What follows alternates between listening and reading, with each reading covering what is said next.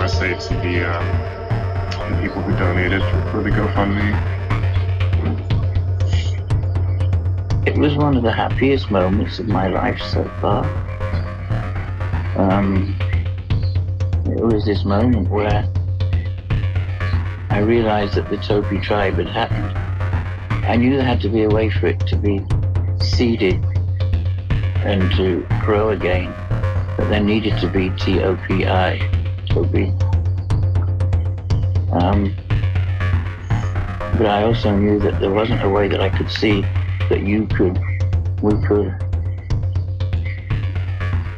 deliberately construct it, because that would be too much like what we did last time, and that had been done. So all I could think was there must be a natural, organic way for it to happen. And so I was just watching, and I was noticing that there was a lot of the positive Topi energy around the Facebook page and Instagram and so on, and at concerts, that there was a lot of really deep, loving trust coming at me, and people were telling me how much it made a difference in their lives, things we've done so far and said. And sometimes they say, "What, are you going to restart? You're going to start Topi again?" And we said, "We can't just start it again. There can't be an again." So then you did the GoFundMe, and there it was. I just suddenly saw it. It's happened. It's made itself. It's generated itself spontaneously, the perfect way. Nobody tried to make it. Nobody tried to set it up. It's just been understood intuitively. And the word from Kum originally from the first visions by cosmosis, the transfer of positive energy from one human being to another.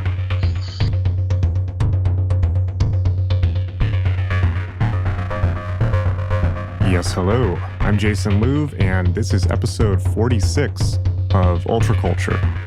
In this episode, I'm talking with none other than the legendary, long-requested Genesis P-Orridge. Where do I even start with Jen? Cultural engineer, wrecker of civilization, general thorn in the side for the powers that be for decades now, Jen is, without question, one of the most important artists and public philosophers of the past 100 years. Without Genesis, Magic.me would not exist, and my work would probably be a lot different. She's my primary teacher. Genesis trained me in magic from the ages of 21 to 27 in the same manner and method that William S. Burroughs and Brian Geisen trained her in magic in the 1970s. That's my primary lineage. Other important lineages were added later as I trained in more systems, but that's really where it all began in a real way, when it really ignited for me. I'd already learned a lot of this stuff on my own and trained and learned from other people. But when I met Jen, that's when it really all clicked into place for me. Because of Jen's investment of time and love in training me, Magic.me now exists in the world. And the influence on my work obviously is pretty big. Jen's kind of mission all throughout the 70s and the 80s and the 90s and now, and even back to the 60s, really has been to bring the techniques of consciousness expansion, whatever words you want to put on that, to the public. Techniques that were not widely available, techniques that were in some cases kind of kept hidden for a reason. And the reason for doing that for Jen was always to break control, as she puts it, and as William S. Burroughs and Geisen put it before, to break the structure of control. And control is a big word, and it revolves a lot around control of consciousness. It's not as simple as, it doesn't just grow out of the barrel of a gun, as Mao said. People are controlled internally, first and foremost. And the tools of magic or yoga or consciousness alteration, when taken out of the context of some specific religious group that uses them for control can actually be used to kind of cut up consciousness or to cut up the internal systems of control that unfortunately we're trained in from a very young age. And so the real kind of drive that Jen has had for so long has been to liberate people. And that's the same, it's the same thing that you hear about in esoteric Buddhism or, a lot of kind of the crazy wisdom traditions of a lot of these big religions, whether it's, Drukpa Kunli in Tibetan Buddhism or, the kind of the crazy wisdom masters even in Orthodox Christianity and things like that. Or the trickster role, the coyote figure, or the heoka in Native American shamanism. So this is a very, very important role. And really that is what I have carried on with my work. I went to learn from Jen for a reason. And so, whether it's giving people the techniques of magic or just challenging the narrative, which I think now is more important than ever. People are, despite having better and better technology, people are more and more controlled and sleepwalking than ever, and they're controlled through soft means, through technological means. So Jen has obviously had a huge influence on me, but more broadly, it's very likely that without Jen, the culture and the widespread interest in magic simply wouldn't really exist in the way that it does. Jen's decades-spanning work in liberating consciousness is why a culture exists as a social movement rather than, the activity of a few isolated individuals. That includes everything from creating industrial music in the early 1970s and championing acid house in the 1980s, to popularizing Austin's Sparrow Sigil method, advancing Burroughs and Geison's occult methods for breaking social control, and forming the Temple of Psychic Youth to liberate magic from the British establishment and bring it to working class people around the world.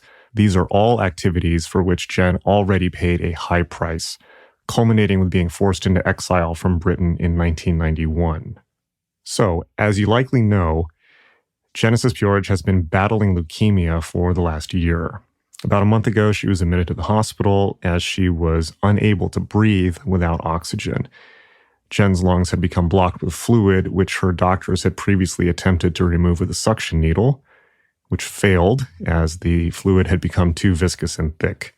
Following this, she was in and out of the hospital for a battery of tests, and from being in touch with Jen, it sounded extremely frustrating and lots of mixed messages and things not going to plan, and just a really gruelingly frustrating process with not a whole lot of relief. So a few days ago, I took a brief period of time off just to fly and see Jen in the hospital. I didn't have time to do anything else except just to see Jen. And the reason is because she's been recovering from an unbelievably painful operation where her back was opened up so that a biopsy could be taken of lung and heart tissue, so they could figure out what was going on with her lungs. This operation, unfortunately, was done without proper anesthetic because they didn't know they needed to make as large of an incision until the operation had already started, which means they should have given her an epidural for the size of the incision they made, but couldn't because the anesthetic had already been administered. So what resulted is, I think according to the doctors actually, one of the most extreme forms of pain that a human being can experience. And Jen told me that she not only woke up screaming from the operation and had to be restrained by the orderlies, but that it was the most severe pain that she's ever endured. That includes the pain from jumping out of the second story of Rick Rubin's burning Hollywood mansion in the mid-1990s and shattering her arm in dozens of places, which is now, unfortunately, the runner-up in the most painful experience ever for Jen list. So Jen has been slowly recuperating since and should hopefully be back home by the time this airs. But in the meantime, I went to spend as much time as I could with her and keep her company and make sure she was being looked after properly in whatever small way I could contribute. We spent hours every day catching up and talking about everything from the cultural legacy of the 1960s to the future of the human species and lots more. After a few days, we decided to record an impromptu podcast to capture part of that conversation. And since I was, of course, without any kind of studio gear, since we were in the hospital, I just did what I could. I did the do easy thing and just set my iPhone to just record the conversation in the room. Jen wanted to make sure, by the way, that I let you know that during the recording, she was on heavy pain medication, including a fentanyl patch and high doses of Dilaudid. So she felt that she was less clear than usual, although personally, I think she came across crystal clear in this conversation. The recording itself is obviously less than perfect. I've done a lot of cleanup on it, but you're going to hear a lot of background noise, from the noise of the TV going, from the patient next door, to the nurses and orderlies coming in and out, and so on. I decided to leave a lot of that in the recording, actually, because I think that in its own way, this is kind of a revolutionary act. In our society, we expend tremendous energy trying not to think about old age, sickness, or death, as the Buddhists put it. We sweep human frailty under the carpet. We don't want to think about it. And when our elders get old, we tuck them away in nursing homes or hospitals and have other people look after them rather than let it slow down our, economic productivity, because that's the system we live in. And that's really not the fault of individual people. It's just how our society is kind of constructed at the moment. And it's hard to imagine a more destructive attitude. Not only is this attitude unbelievably cruel to our elders, treating them as liabilities rather than human beings who are intimately connected to us, often down to our very genetics, but it's cruel to the young as well. Our society almost seems to encourage divisions between age groups, almost as severe as class lines used to be enforced, and still are in many cases. We bizarrely fetishize youth, the time in which human beings are at peak idiocy, rather than respecting those who have had more time to gain wisdom. In the 60s, of course, it was very famously stated, "Don't trust anybody over 30" by student radicals, which is one of the stupider fucking things people have said in the last several decades. Everything you're facing now, everything that seems insurmountable in your life, somebody older than you has very likely already dealt with and could probably tell you the answer to if you just took the time to ask, rather than just, trying to Google the answer while spinning over and over in your own stew of frustration. Elders lay down patterns for life that the young can follow. They've just had more time to learn by trial and error that you could avoid if you just took the time to build those relationships. This is how life is supposed to work. The generations are supposed to work together. Elders pass on wisdom and oversee the preservation of the culture. Adults build that culture with the sweat of their brow while they still have the energy, and raise children who will one day inherit it all, preferably in the patterns not only set down by elders, but by elders over many, many generations. That's what we call a culture. Of course, most cultures in the world take it even further, not only maintaining connections to living elders, but to millennia of ancestors going back into the mists of time, sources of wisdom and strength they can call on when life seems impossible. For wherever you are, surely someone, somewhere, has been there before. Our elders and our ancestors guide and guard our souls. They remind us who we are. And it's no mistake that all over the world, wherever you go, those lines of connection have been degraded or even severed. From West Africa to South America and even to Europe and America, regardless of background, most world cultures have been displaced and cut off from their roots, leading to them withering just as much as a tree would. Rather than drawing nourishment from roots that have grown into the earth over untold thousands of years, most of us have instead been snipped and then placed in vases or tiny pots, nourished instead on artificial chemicals, modern culture, television, and the internet. Name me, for instance, at least 3 Disney characters, and I'm sure you'll be able to without a second thought. Now, immediately tell me the names of 3 of your great-grandparents. Tell me what they did, how they lived their lives, what they cared about. And do you even know any of the names of your great-great-grandparents? This, then, is where we are. Adrift. Consumer units. But I digress. Genesis, who is frankly the closest thing to a real spiritual leader that we have, our very own anti-pope, is very much alive and getting stronger every day. About a month ago, as you probably saw and remember, I ran an online fundraising campaign to help Jen in her moment of need and raised almost $40,000 last time I checked, more than enough to get her out of dire straits. She was down to her last few $100s and providing a safety cushion during this moment of extreme medical distress. And that money was contributed by people all over the world who just came out of the woodwork to outpour whatever they had. Some people donated $1,000. A lot of people just donated $5 or $10 or whatever they could afford. Some people, it was their last few dollars.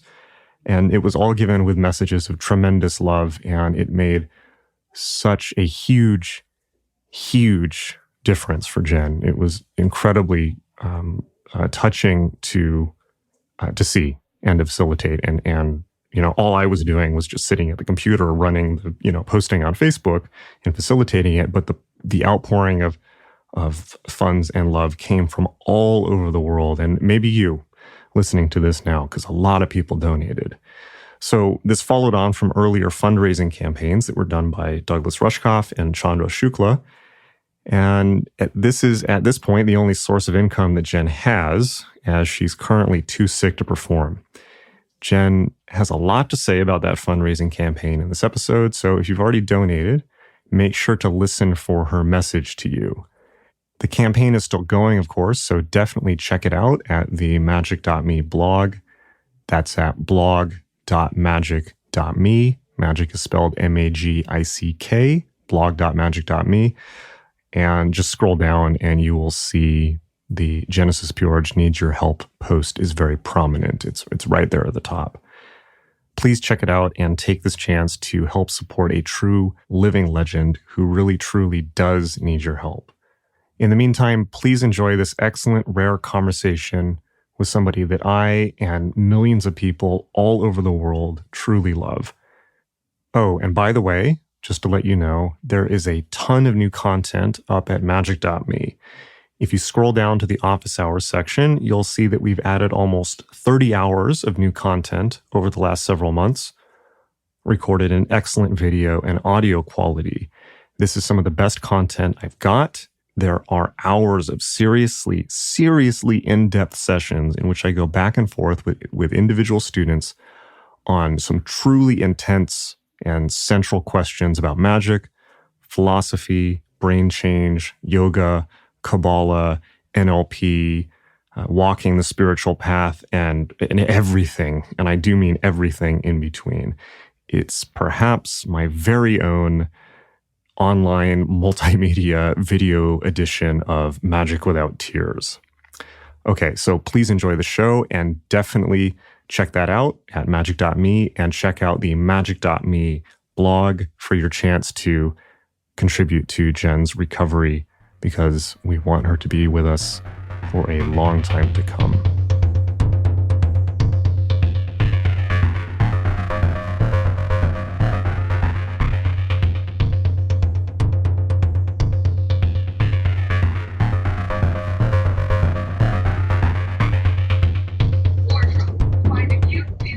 Douglas is really nice. Yeah, he is. Incredibly smart. Yeah. And generous. His new book is great, the Team Human one. I haven't read it yet, gave it. It's great. It's him unfiltered. It's fascinating because he finally got angry enough to just say what he feels instead of, because all of his books have been about looking at the positive sides of things, or look at this positive future optimistic thing that we could do. And this one, he's just like, the tech industry is ruining the planet. Fuck all of you. How can we stop this? Yeah. There's no positive outcome. So, in so many words, it's not quite that direct, but pretty much. He travels and makes so much money. Yeah, and he wrote an article in The Atlantic where he said that all these, I don't know if he told you about this, but he got called into this meeting with all these multi-billionaires who wanted him. It's crazy. And I can't believe this is published this, but they called him in and he thought that it was, it's all the richest people on the planet. And he thought that they wanted him to tell them about new technology or something like that. But they just kept saying, what should we do when the event happens? Yeah, when, basically what began to emerge is they're so scared of everyone rising up against them when people figure out what's happening. And they're all building bolt holes in New Zealand to escape to. And the real plan is they want to get to Mars on private spacecrafts before it all goes down. But they were kind of asking him, want to do that? oh yeah, that's their plan. This is what he says, like they're all trying to get on Elon Musk private flights to Mars so they can leave us all here to die. And they were saying, like, if we can't do that, what do we do? And he was kind of telling them, well, have you considered being nice to people so they won't want to kill you? And that just didn't compute at all. They didn't get that. They didn't get it. And it was a terrifying article that he wrote. Well, I see the rest of us like I've separate on the farm. Is the equivalent of capturable sheep or whatever, as an animal resource. And they used to want it to be semi-educated so that, over the years, first it was in the Middle Ages, serfs, and when the aristocrats argued, then the serfs had to fight for the aristocrats and get killed and maimed. And then later on, as cities grew, they needed more artisans, so they allowed people to get more skills. And then the Industrial Revolution came, and people needed to be in their factories, so they stuck them all in the cities in terrible conditions. And again, just used them as a resource that was just there to be plundered and exploited by them. Then they realized they needed a certain amount of health to work in the factories, so then they started putting in sewage in Britain and a little bit of education to get people up to a level where they could run the machines and keep everything they needed going. But now we're at this point where and in England anyway, what they did in the end was they realized they wanted education and health and so on. Hi, they came, want me here to check if you were going to order anything for dinner since it was getting late. It's not late, it's only 8:30. They stopped serving at 10. Then I've got quite a lot of time. Okay. I don't know yet. The food is just, I couldn't eat that supposed lunch. What about Jell-O? You get Jell-O or something like that? Yeah, can I just get fruit? Oh yeah, fresh fruit. Okay. Orange juice, water, something like that? Yeah. Apple juice? Fresh fruit. Yogurt. Strawberry yogurt, vanilla yogurt? Strawberry yogurt? Okay. Can I get 3 apple juices? Okay. And a vanilla ice cream as a treat. Okay. The last salad that was sent had a cockroach leg in it, so I didn't eat it. Did you tell the nurse or whoever served it to you so they could take that down to the kitchen and they can get it? No, it doesn't matter. It matters. We don't want no one to get it. But it's over there, so. So it was in here. It was in the Calabri salad on one side by the tomato. And I was just about to eat, and then I saw this long leg with a claw on the end. Okay. And I thought, no, I don't think so. If that ever, you have to let us know so they can correct that and get rid of, so no one else can have that. We don't, just in case something, All right. Oh, and a black tea, please. Okay. You said it was inside of the salad? Yeah, the celebrity salad, yeah. Okay. Can I also have a black tea with whole milk and lots of sugar? Black tea and whole milk with sugar? Yeah. What about lots of pudding or something like that? That was what the yogurt was. Okay. Anyway, that will get me through the night. That's horrifying about the cockroach. Not a surprise. Yeah.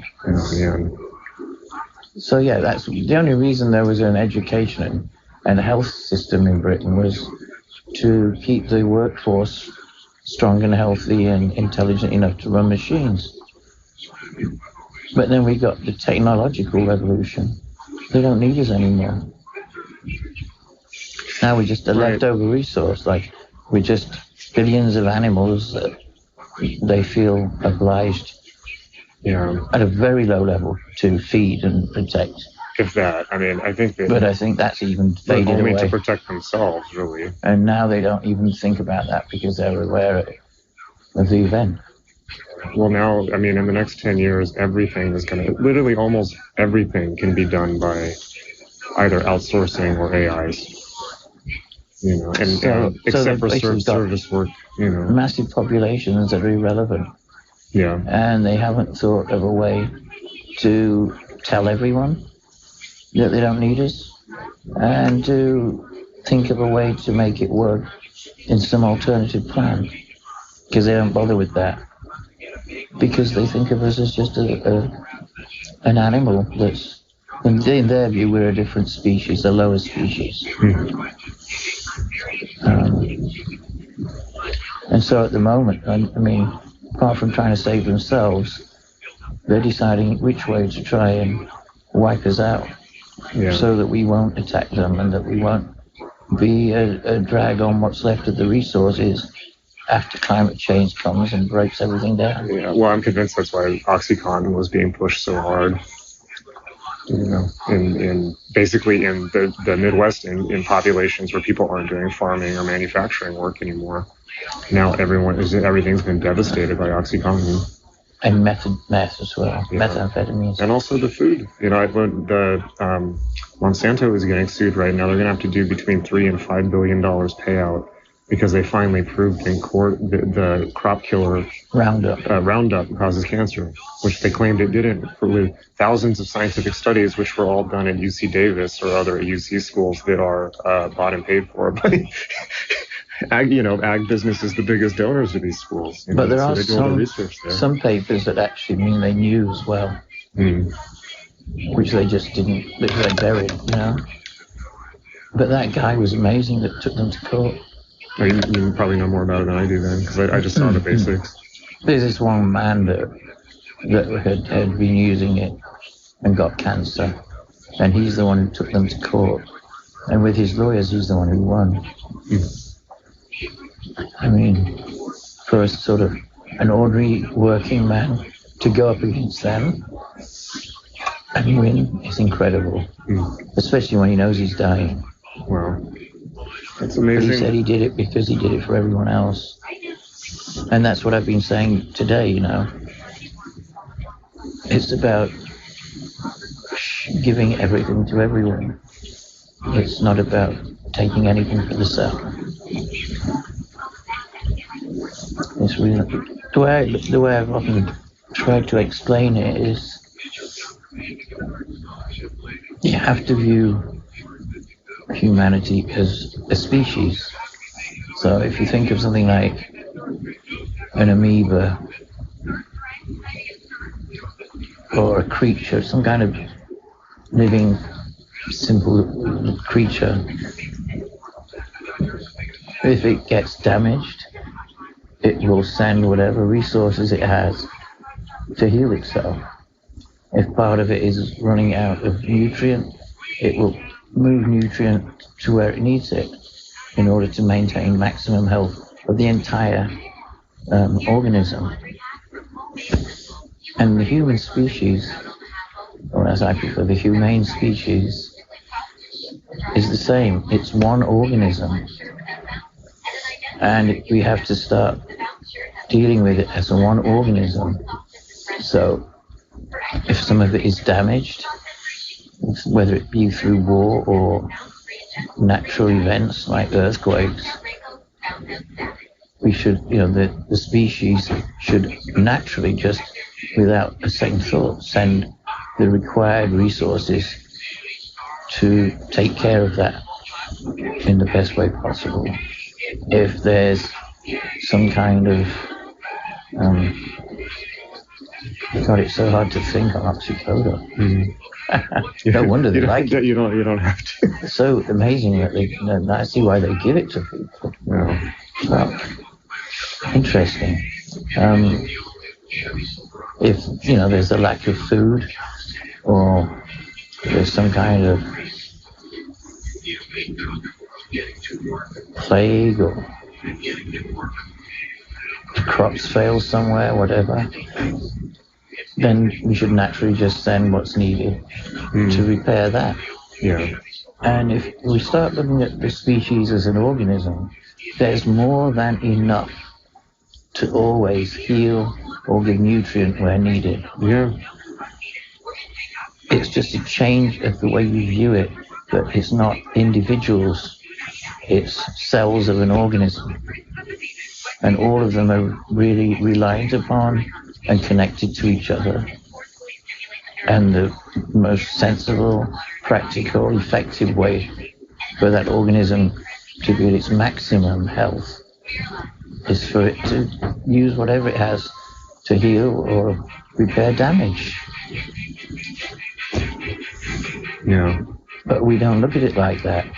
And what I see coming is that the organism is a bit like a stage in a locust plague, where, because they're not looking at it in the way I've just said, but they're ignoring all those different crises,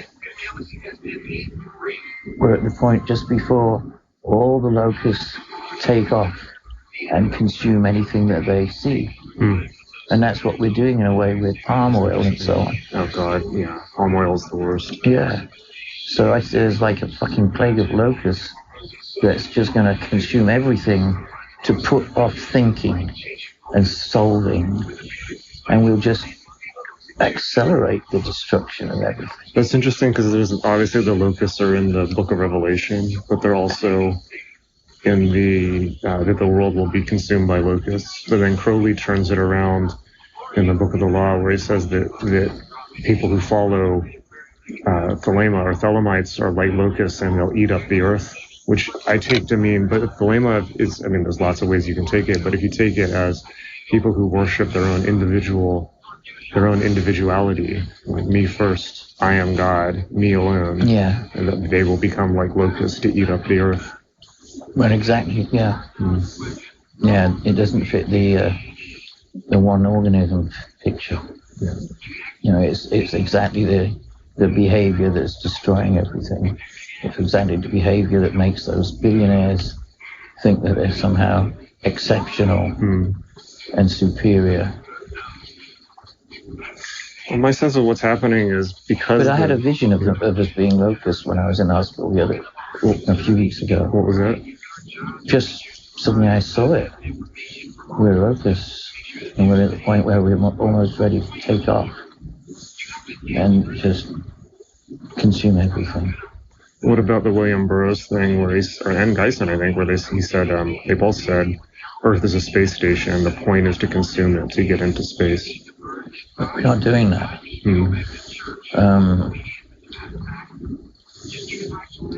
I would read that as a little naive. It's not a space station, it's a planet. And use what resources you can, because, I think we are here to go. If we survive this crisis, we are supposed to colonize and travel through space. But we're not ready right now. They had that experiment with the twins, What was that? One astronaut. One of them went up and lived in the space station for almost a year, and the other one stayed on Earth as a control. And the one that was in space came back, and he's got a lot of genetic mutation and so on. And they were saying that people aren't able to stay in space for long periods of time. We're not. Yeah. So, and that could just be lack of gravity. They're not sure now. But that makes sense. That's why me and Jay said we got to work with DNA. Before we travel in space, we have to work with DNA. Like we said, when you're in weightlessness, why do you have legs? Get rid of the legs. Create humans with no legs.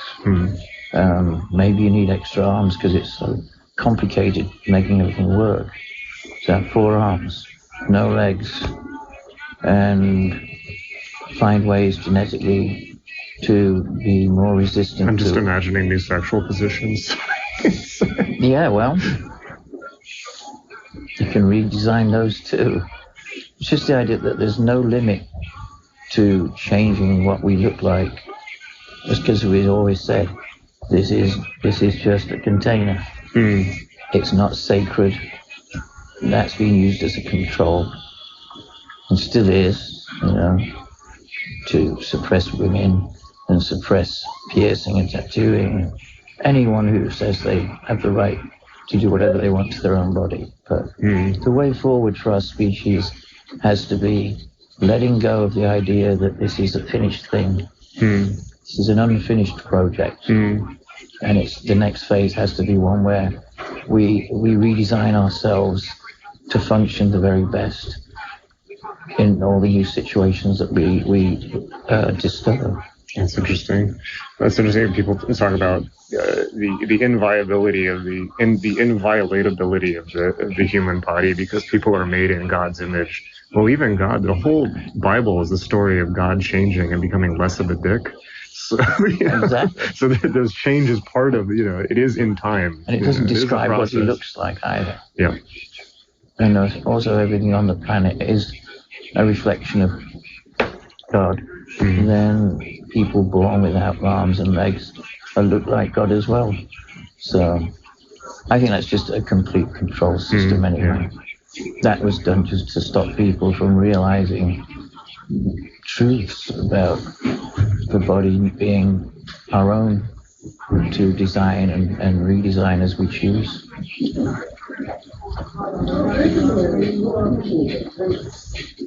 Well, I think if CRISPR works, and they're not sure if the body is going to, people's bodies are going to be able to tolerate CRISPR changes, but if it works, people will be able to do almost any, be able to alter their genetic code in almost any way. Exactly. Often that'll be heritable as well.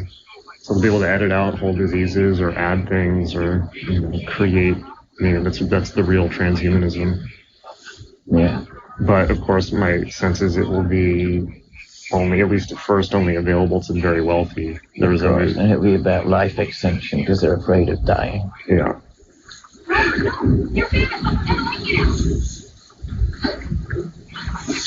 But that has to be the next evolutionary step. And mutation is the law of evolution. That's one of the laws of evolution, mutation. And it can happen naturally in some way, or we can do it ourselves. But we are supposed to mutate.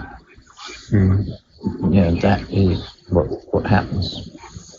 But now we can accelerate that process, and we can design it to some degree, and we can make choices about it too.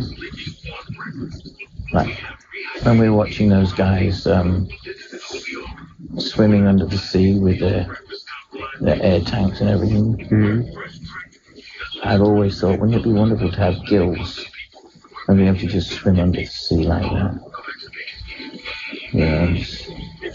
And then you can have your underwater cities. And farm fish. Much easier than building cities on Mars. Yeah, exactly. I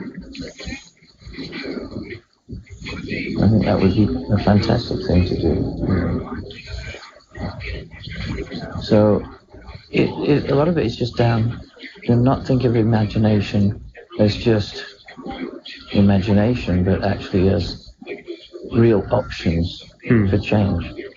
Well, that's kind of like the core of magic right there. If someone was to ask me what, the real core of what is magic, I would say that the imagination is an actual place and an actual tangible thing, not a frivolous abstraction. Exactly. And just whatever. And beyond that, any formalizing it past that is maybe not necessary. I'm just saying actually incorporate that's actually just another real layer of life to interact with or draw inspiration from, or imagine new solutions either for your own life or the planet. Absolutely. I mean, what happened when they discovered DNA? It was on acid. Yeah. Now, you could have just thought, oh, that was an interesting trip. But he actually didn't. He brought back, he retrieved that information and changed everything. Also, the Apple, the phone and recording song, the Apple Macintosh, Steve Jobs was tripping in college or whenever after college, and that's where our modern, digital hallucination comes from. Yeah, absolutely. It's changed everything. When I went to one of the parties at, Alexander Shulgin's house, I went with Michael Horowitz and Cindy Palmer, and there was this really beautiful little party, and I think it was in Mill Valley. They had a really nice kind of cottage house with a beautiful garden with trees and everything, And he gave me a signed copy of his book, all those different psychedelics that he'd invented. What's it called? Fykel, one of those? Yeah, Fykel. I was sitting talking to some people, and someone said, oh, these guys are from NASA. And I thought, oh, wow, I'm surprised you're here, what are you working on? And they said, oh, we're working on Mars. So we're talking about this being earlier 90s. And we got talking, and I said, well, how come you've ended up here with Shulgin and all these aging trippers and hippies and psychedelic travelers? And they said, well, of course we're here. How do you think we get all our ideas? We all drop acid. And that's how we come up with new ideas. This was NASA people? Yeah. Wow. And then I thought, you know what? That makes total sense. Interesting. Well, it's like all these Silicon Valley people go to Burning Man now. The heads of Google go to Burning Man. And now the very trendy thing in Silicon Valley is people go do ayahuasca to get their idea for their next app. It's going to destabilize everything, So that's maybe a bit more out in the open now. But it's still shocking to think about, although in a sense, now living in California, it's also like, it's just people who live in California behave like Californians to a certain extent. But as soon as I thought it through, I thought, yeah, of course. Why wouldn't they do that, It's been pretty successful in other cases like DNA. So it's got a good rap in terms of inspiration. Hello. Hello. I'm going to run to the bathroom. Apple juice, yogurt, ice cream, fruit salad, tea, sugar, and milk. Someone's going to have to move this for me. Oh, he's gone. Where's he facing? He just left the house. Oh, dear. What can we do? I can try and move this anyway. There we go. You want it this way, to the side, straight, long way? Where I can get me a cup of tea, yeah. Okay. There you go. Okay. Could you put this on that chair for me? Thanks. No problem. Thank you. You're very welcome. How is it? The ice cream is good. How you doing? I'm okay. You're okay? Did they come by? You didn't get a new IV yet? No. Okay.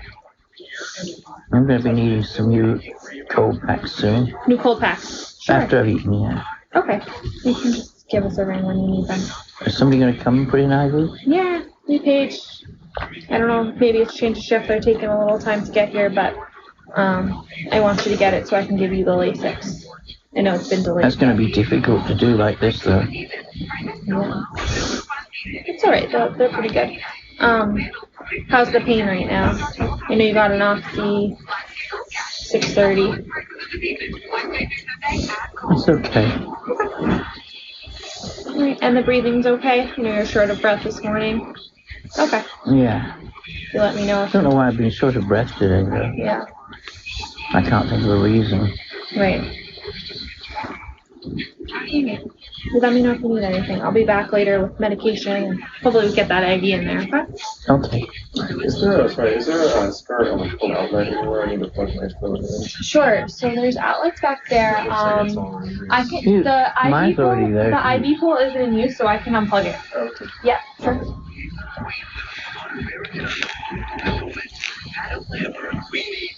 The other one needs to stay in though, because it controls the call bell and the bed.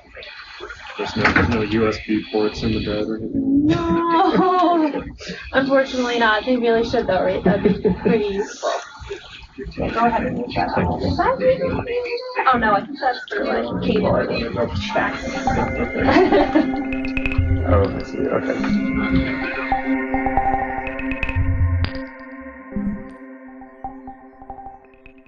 We have to reimagine the species every year. And if you don't do that, if those who have, those billionaires, etc., the people with power, control authority, don't control it. Control might refuse to reimagine the species because they don't care about the rest and have no interest in their preservation. Right. Then they may try and find ways to construct new versions of what we already have. It'll be very much like medieval aristocrats. Yeah, well, I think that's what they're doing. I think a big part of this whole far right thing. And they have a certain number of people who live in the castle. Oh, yeah. Yeah, well, that's already like that with gated communities and all of that. So,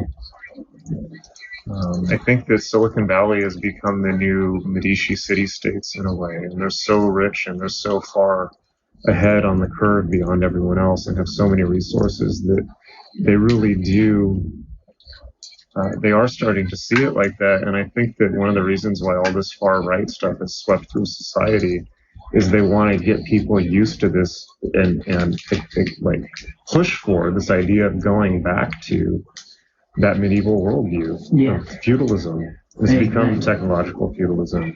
Donald Trump has been such an asset for them in that sense. And I suggested that would happen back in the 80s during Tokyo. I even wrote a piece about it somewhere.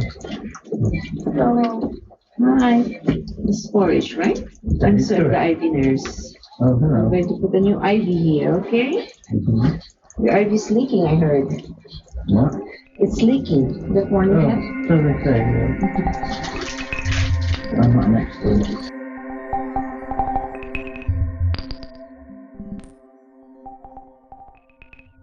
We went from Saturday, which was Saturn, to Sunday in order to fit into the Romans. And the Romans did reduce the persecution as a result.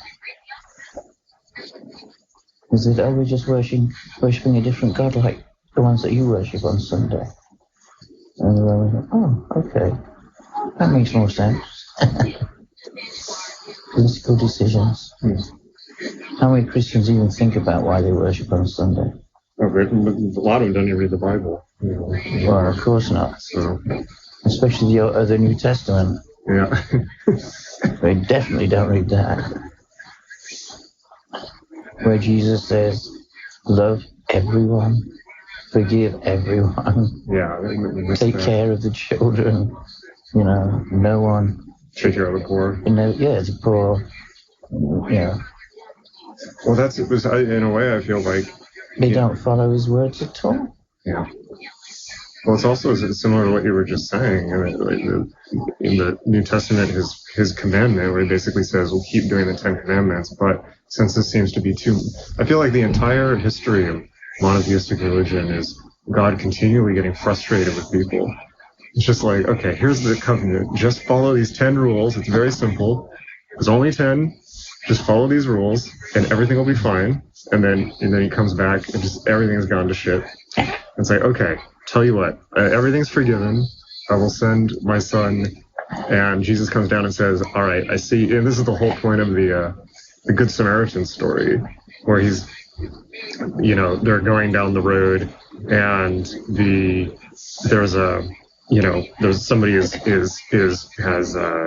someone has crashed their cart on the side of the road. It's on Sunday, or it's on the Saturday. It's on the Sabbath. Yeah. It's on the Sabbath, or on the main freeway in Judea, or I don't think it's Judea or somewhere else. But somebody's crashed on the side of the road, and nobody's stopping to help because it's all the Sabbath and they can't work. Oh God, yeah. Except for one Samaritan who's not Jewish who stops to help. And so the parable that Jesus says is the Samaritan is good because he's doing the right thing instead of following the letter of the law. Yeah. And he's just like, there's this constant frustration in the New Testament. It's just like, what is wrong with you? It's not about following the rules. It's about It's about humanity, kindness, forgiveness, and doing the obviously right thing. And so he gives nowhere does he say hate somebody for their sexual orientation. Right. Hate somebody for any reason whatsoever. Well, it says that in Leviticus, but yeah, but that's the Old Testament. Yeah, Jesus says specifically, just forget it. He says forget all that, yeah. Forget the Old Testament. It's old. It didn't work out. It's not correct. And then he says, God is not angry. God doesn't want to kill you all. God doesn't want to wipe out your cities, etc. Doesn't want to give you all plagues. God is love. Simple as that. Yeah. So what do?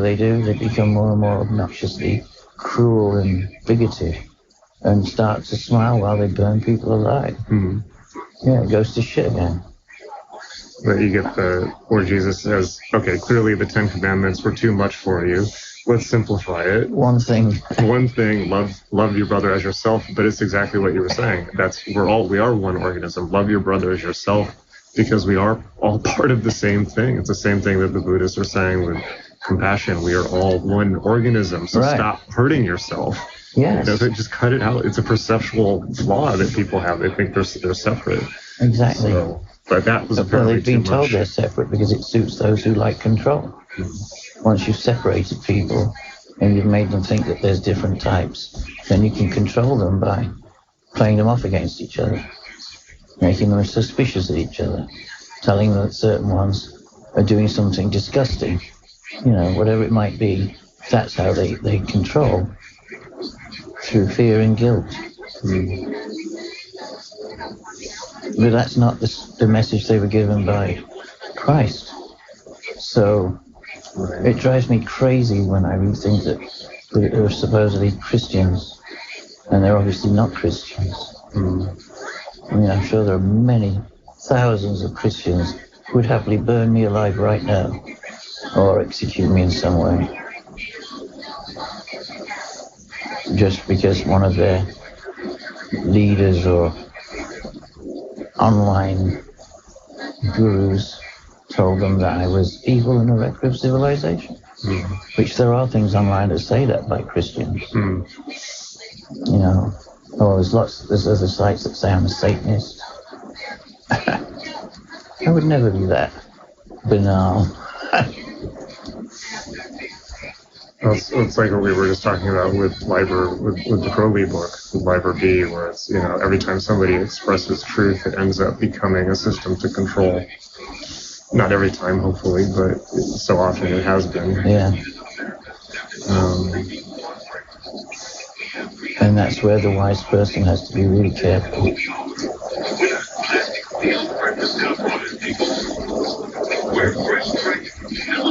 And Jesus also very clearly says, fuck the system several times. Yeah, when he goes to the temple.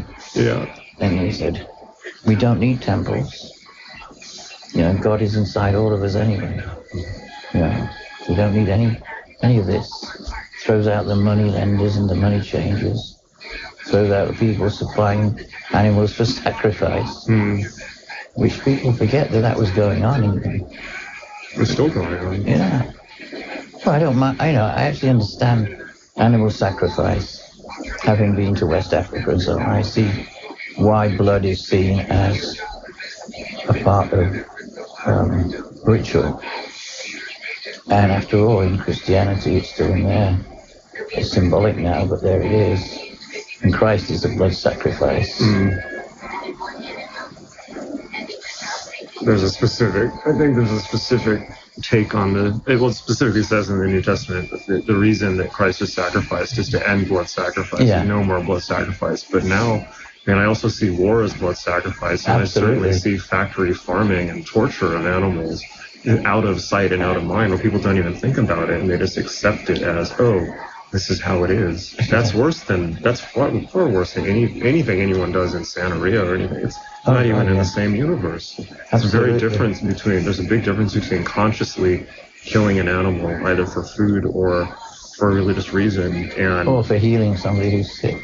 right. And Or this when you wide-scale sacrifice the industrial animal, thing. normally it's then eaten, you know. And if it's had somebody's illness put into it, then it's not eaten. But it's prayed over. It's asked for forgiveness for it being sacrificed. And it's told that it may come back in a higher plane. And it's treated really well. And it's killed in as humane a way as possible. And you do it yourself.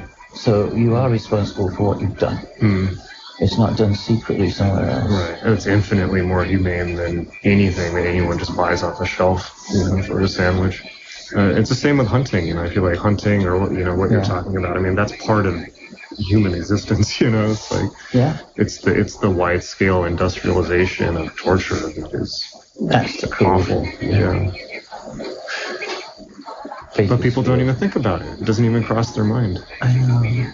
And it's got so disgusting when you see some of those documentaries. Or now, you see like everything that happened with Trump. There's all these children in camps. There's concentration camps all over the U.S. In cages. And it's just, it just went by in the news cycle and people never think about it. It's too much to think about, so it's forgotten. And I think now we live in this supposed information society where all the information is out there. But it's also constructed in such a way that it's presented like a slot machine where it goes by and then 24 hours it's out of sight, out of mind. And there's more information just to cover it up. So there's information in the moment, but there's no recollection of what's going on, and there's no connecting the dots between.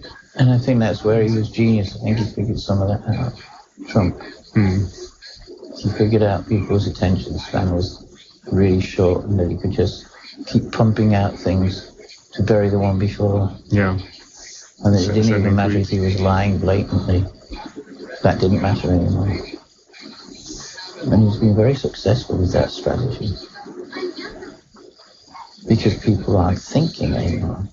They're not thinking and absorbing and considering and deducing, which is what we're supposed to do with information. Right. Well, I do think, to be a bit hopeful about that, I do think that part of that is not the fault of people, but it's the fault of the medium. It seems to be. It's like the medium is the message. It seems to be how social media functions, and Twitter and Facebook and these cascade streams of information. Because the other thing that's happening is people are reading more now because of Kindle, and they're also consuming. They'll sit and listen to a 6-hour-long podcast or a 3-hour-long podcast in the millions. Really? Oh, yeah. Like everyone consumes their information from podcasts now. And so they'll listen in rapt attention for 3 hours of a conversation on multiple times a week. But I've never listened to a podcast. It's a whole new thing that's opened up, and it's become very saturated. And it's almost like in a way, having a podcast is like the new MySpace. So when I first started doing a podcast, it was still a little bit novel, not really, but now it's like so saturated that it's like, okay, it's like the new form of having a website. or having a MySpace or a social media.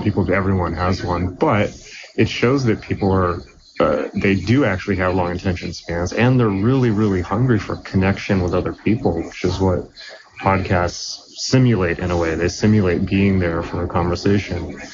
And also people watch a lot of video online too, but I think that it's really important to keep leveraging media like that, or new forms of media. And I do think that, it really did take away from that Marshall McLuhan book, the medium is the message. That's really true. More than ever. Yeah. And you're never going to get the truth from Facebook or unfortunately the news media right now is optimized for social media, which has just ruined it on every level. They tried to take all the news and make it sensational and clickbaity for social media, and then Apple yanked out the rug from under them by, now you can't monetize news that way. So the journalism has painted itself into a corner for the time being, unfortunately. And if that goes hand in hand with the government, wide-scale persecuting whistleblowers or journalists in numbers that they never have been before, and the public going along with it, as recently happened with Assange, but he's definitely not the only one. He's controversial, but this happened. Obama persecuted more journalists than any other president before him, and it's become worse under Trump. And Trump has just declared war on the press, which is awful. Yeah. And so it's a really dangerous situation because first step to being a dictator. Yeah. It's a really dangerous situation. There was a movie that came out, you might have seen it a couple of years ago, called Spotlight. You see that it was about the investigative journalism team that broke the story in Boston of the Catholic Church abusing children and how long it had been going on.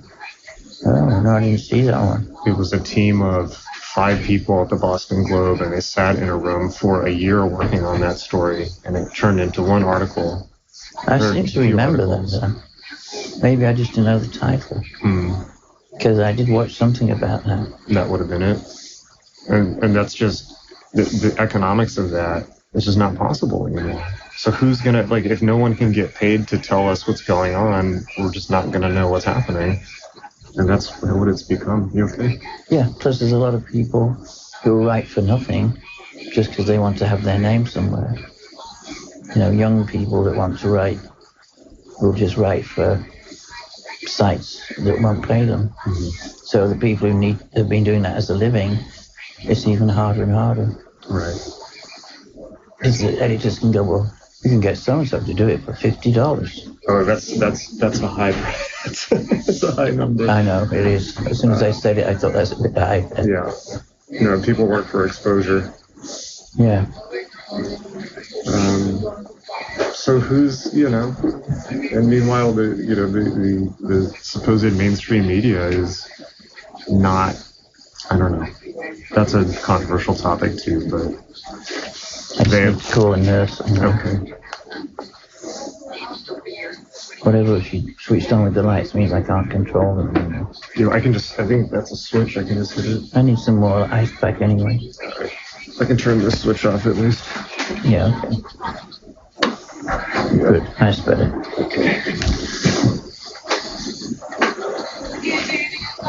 Hello, come on.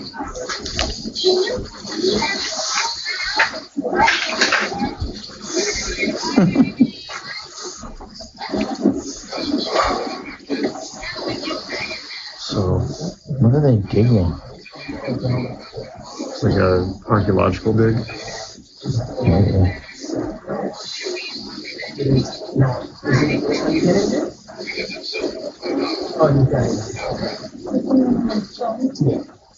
It's a stone, he said.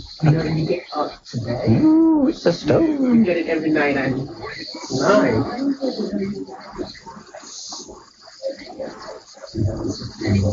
Come on, man. Where are you? They should be in the army. You want the tea or any food or anything? Oh yeah, let's push that back across. So I can make me a cup of tea. Alright. Okay. Alright. We're having tea time together even here. Got to have a cup of tea. Yeah. I always tell people that, I had my graduate school was having tea with you in your kitchen in between chores. Really? Yeah. Is that what it felt like? Wow. Yeah, I mean, that's finishing school.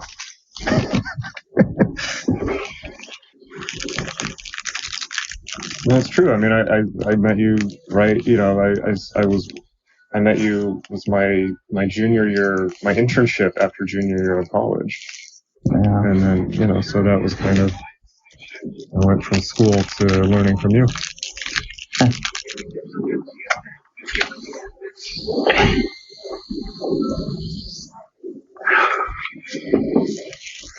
I'm trying to make it to 10:30 with the pain. Starting to get a little bit nasty again. They'll bring you another oxy then? Yeah. How are you doing with the pain now? It just suddenly started getting a lot stronger. Can I do anything for you? That woman should have taken this one out.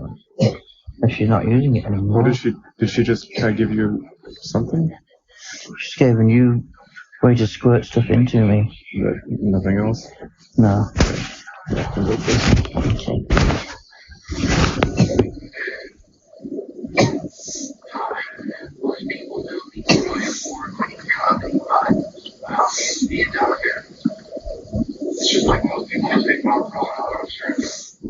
You seem to be doing a lot better today. I do? Yeah. Good.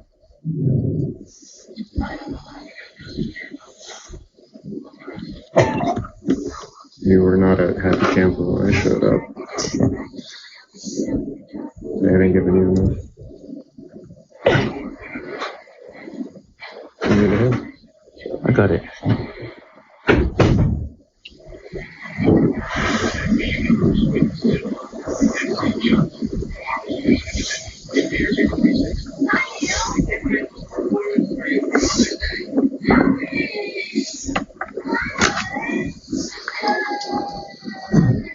It was too bad I missed Doug.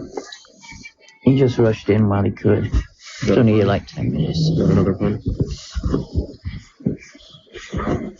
No, it wasn't actually.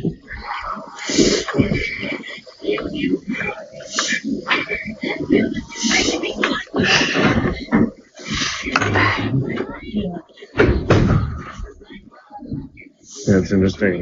He's finally lost his diplomatic poise in the tech industry. He's at his wit's end, I think. You think he's just self-destroying himself, his thing? He's what? Is he self-destroying his previous position?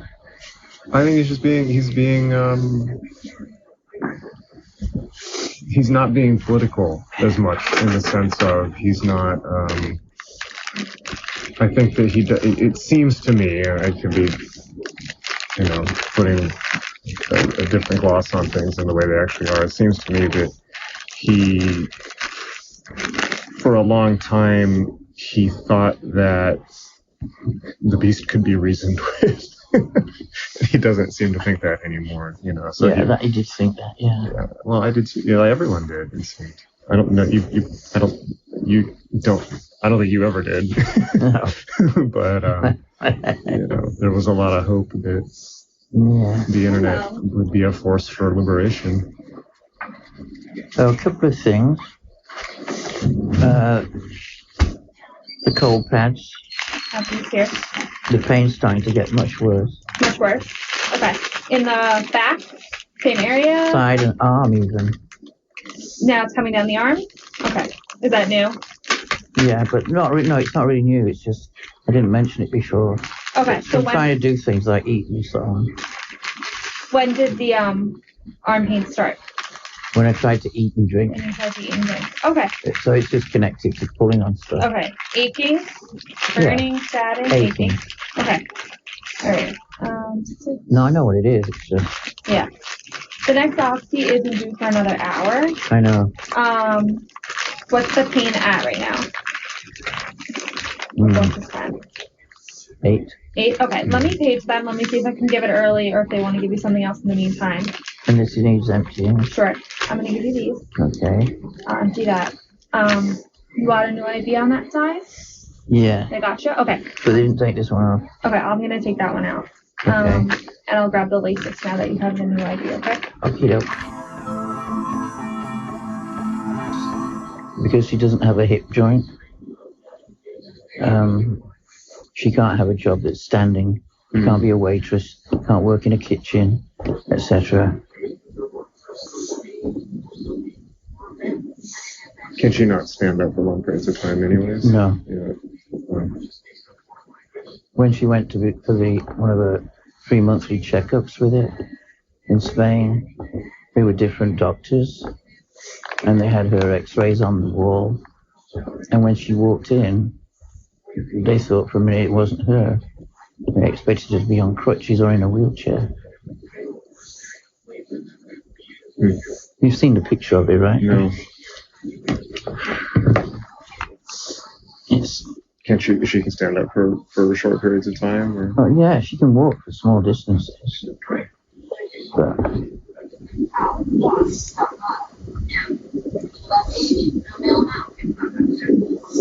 don't remember where I stored it.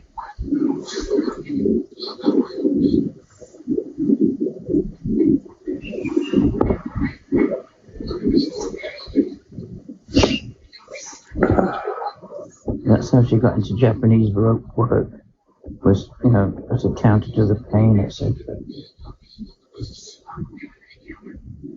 I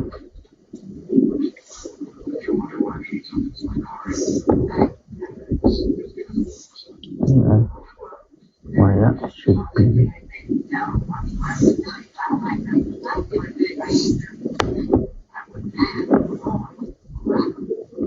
Here it is. Is that a pin? Yeah, but it broke. It doesn't look It connected. broke down there. It's not connected at all. How does it stay up? I think my theory is she's managed to make the muscles strong enough that she can walk without any hip joint. That's incredible. It's my fiance's hip. Pain? What's Of going course. on? Are they replacing it? No, not yet. No, not yet. What They happened? tried once, look, and it broke. What happened? Like just wear and tear needed a replacement, or? she was born without that joint. Wow. Wow. How are they doing? She can walk. They hospitalized right now? Oh. Wow. I'm gonna give you the oxy early, okay? Let's go to it up. Just get me. I'm gonna start you on all your meds. She's incredibly tough. Yeah, I can imagine. Obviously, she limps a bit. But I was just telling Jason that she went to the hospital for the 3 monthly checkup for it, Mm-hmm. and it was different doctors, and they had an X-ray on the wall. Mm-hmm. And when she walked in, they didn't think it was her Right. because they thought she'd Didn't be in a look like her. wheelchair. A medical phenomenon. She's incredibly tough and really strong-willed to make it strong enough by walking in. Right. Going through the pain. Well, I think that's something you two have in common. Yes, You are indeed. as well. Yes, this is true. Mm-hmm. We met and we were instantly attracted. Oh. But it was a year before we really got together. Because Right. she's in Spain, obviously. Oh, is she there now? Yeah, she's still there. Where in Spain? Granada. Where's that? In the south where the Arab Moors were. In the south.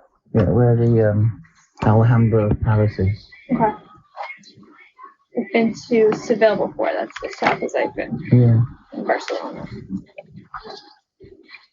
Is that nice? What? Where you were? Not a bad place to visit, right? I've not Anywhere been in to Spain? Granada. I've No. only been to Barcelona and Madrid. Okay. We met in Madrid at one of my gigs, of course. Hmm. Are you a musician? Yeah. Yes, Yeah. I'm a rock star, Oh. amongst many other things. Jen is one of the most important artists of the last 100 years in music and many different mediums. Philosophy, Yeah. art world.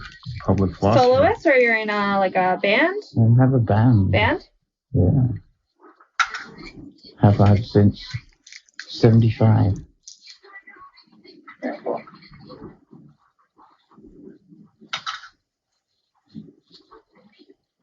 And my second band was started in 81, the one that's still going. It's more popular than ever. And if you've ever met anyone with tattoos and body piercings, you can thank Jen for it because she's the one that made it a thing and brought it to the public. Very cool. All right. I have oxy in there, senna, and melatonin, okay? Okay. Take your time, but I'm going to pull up the laces. How much melatonin is it for sleep? Mm-hmm. Yeah, that'll help me go to sleep. 5 milligrams. Low dose. Takes 10 to put me to sleep. 10? Yeah. But then It I takes don't wake. about 500 to put me to sleep. Oh my god. I was going to say, it doesn't really touch you. You're really only supposed to have 2 at most. It's just enough to send the signal to your brain that it's night. Those gummies are great. Okay. I take 6 at a time. Oh my god. If I have that much, I'd be groggy the whole next day. Well, I don't. Okay. But I finally fall asleep around 4 a.m. or 5 a.m. It takes at least 10 to knock me out. Yeah, working at night sometimes, like, can really throw you off. So. It's the lights. It's the blue light from LEDs and CFLs or computer screens. Sometimes, yeah. That's all I'm looking at, too. All night. Charting, looking at orders, reading notes. You can get orange if you get orange tinted glasses. I know, that's like everyone's like the trend now. They're really trendy, but they work. They work really well. Yeah. Really? Yeah. Is that true? Yeah. So I should do that. I changed my entire apartment so all of the LEDs are taped and the computer screens are not blue and there's no blue light. It's all natural light. I sleep way better. Yeah. Well, Blackout curtains have become my new best friend. Yeah. So our brains are always going haywire because they think that it's day when it's not, and so nobody ever gets a proper night's sleep. And particularly with phones. So everyone's brain is scrambled because of it.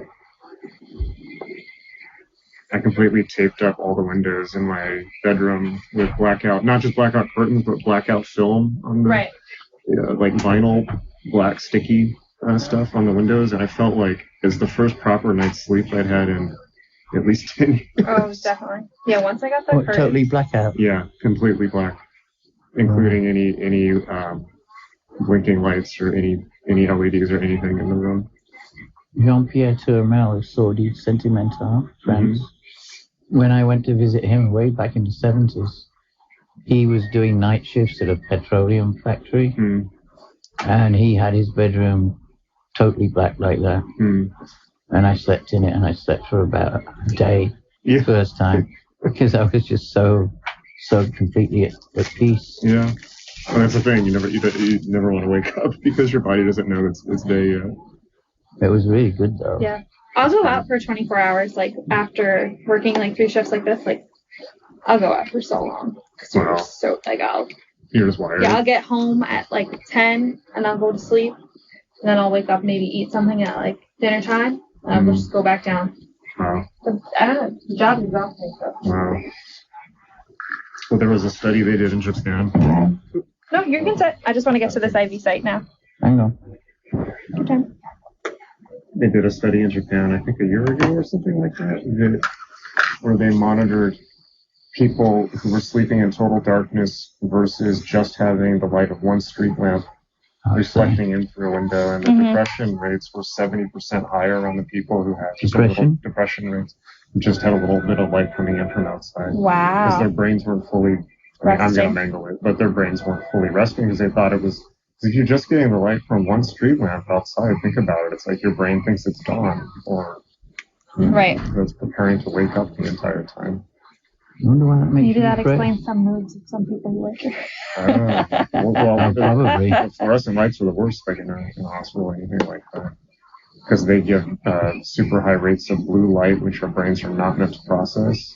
Mm-hmm. So, but they do it in any workplace where they want people awake late, long hours. They always put fluorescents everywhere because they do it in 7-Elevens too, to keep people awake unnaturally. It's really screws with people.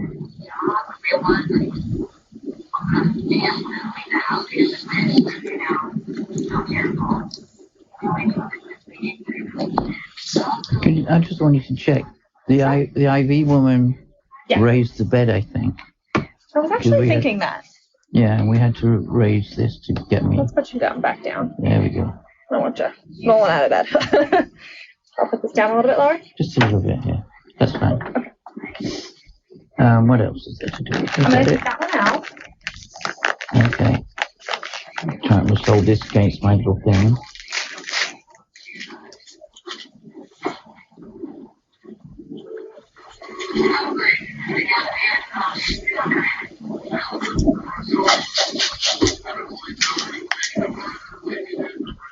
They just found that city that's in Titicaca. They found one. What's it called? The Lake Atlantis of the Titicaca, they said there's been this rumor that there was a small city there Just going to take it with your hand. that was in the lake now, and they just found it with lots of That's bits crazy. of gold that they drop in. The local people were dropping gold in, a long time ago. As offerings to the people in that buried city, and they finally found a lot of it. Is this the lost city of gold? Yeah, It is. It's the one they were. yeah. That's the one that they misunderstood. Yeah. Oh my god. That's crazy. Just holding pressure. That's the one that the Spanish were looking for the whole time that they were. Yeah, it was too deep in the water for them to ever get there. Wow. That's amazing. A large stone coiled serpent. And the serpent's eyes are facing the eternal city. I'm going to put the lidocaine patches on your back. Okay. So this is not the Inca, but it's a different group. I'm not sure who they are because they live on these islands made out of reeds that they build themselves. But it wasn't an Incan city. Oh, the one that's buried underneath? Yeah. I assume it was. I don't know for sure. Huh.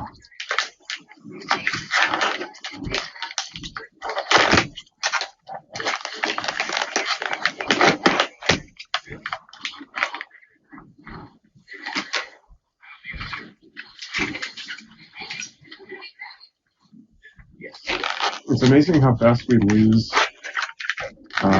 knowledge and information. And I mean, not just this, but a couple of years ago, I went to there was a science fiction Turn over as bookstore. much as you can to your right side. To your left side.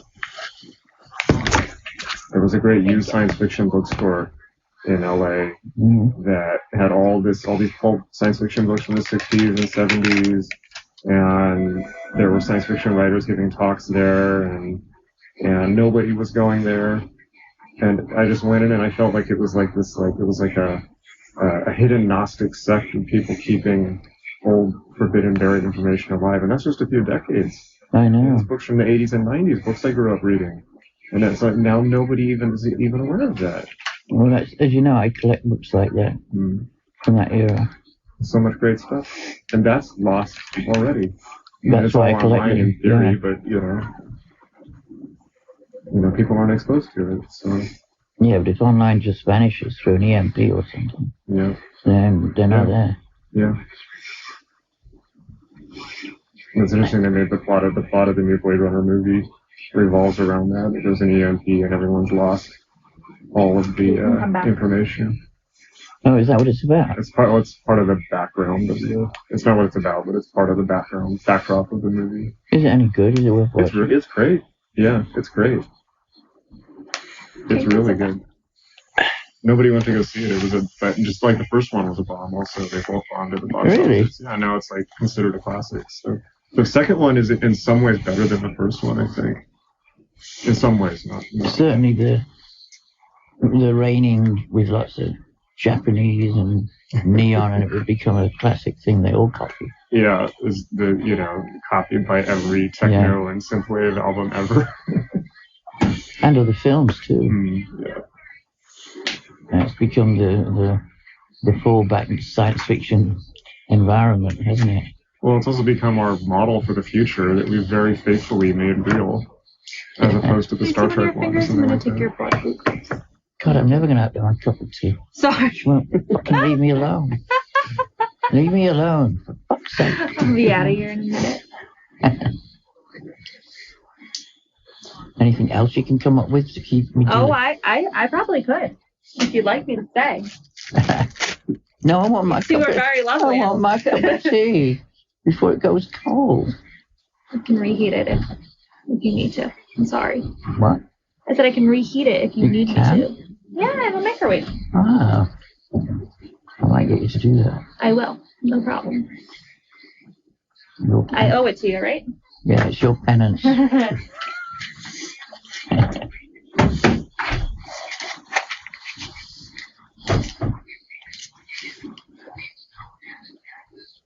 And there we go.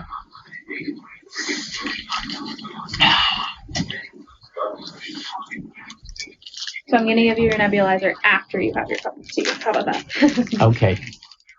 Really? There's another nebulizer? Okay. Yeah, this is the standing one that you got. This is the budenicide. Whatever that means. The albuterol is the one you just get as needed if you're feeling short Oh, of I breath. see. Okay. Okay.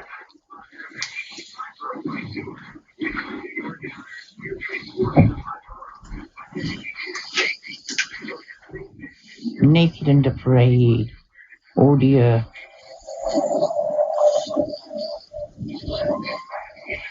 Her hand's infected in the jungle, not good.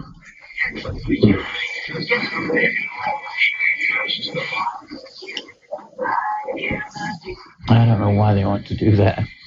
Naked and afraid. You ever watched it? No, I don't really watch TV at all. Well, I don't either. I don't have cable. I see it at the gym sometimes, but that's about the extent of it. When I went to see Caress and Jeunesse in California, Lennon had it on the TV, and I got into it with him. We watched several episodes and had lots of fun making up jokes and making commentary as it went along. It's just crazy. I'll go heat it up. Okay.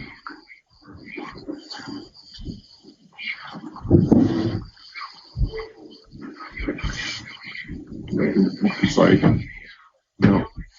don't stand between Jen and tea or ketamine. You should know these things. This is true. I was so unhappy when they said I couldn't go on having ketamine after they took me out of the ICU. What did you say? Why not? Why is that a rule? Rules are made to be broken. This is working. What was the response to that? Oh, we only use it in the ICU. I said, yes, I understood that, but why? And it works when it's made okay, and I don't feel anything. Why make me feel it again? Yeah. Why not? Oh, well, the rule is we can only give it you in the ICU. We're moving you out of the ICU. Then leave me in the ICU. No, we can't do that. It was like, I said, you're not being logical. Well, this is why I thought finding a patient advocate or something like that might help get around those rules and have them change those rules for you. No, that one was a really strict one, apparently.